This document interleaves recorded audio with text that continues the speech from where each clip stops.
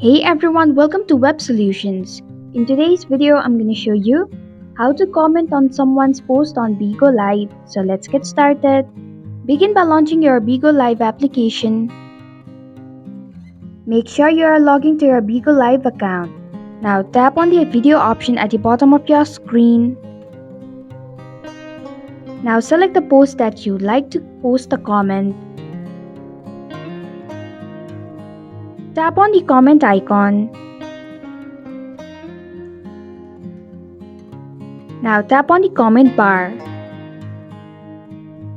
Enter a comment and then tap on the send button.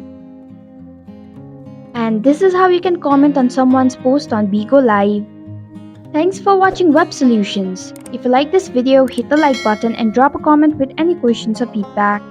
If you are new, subscribe and click the bell icon to stay updated on the future videos.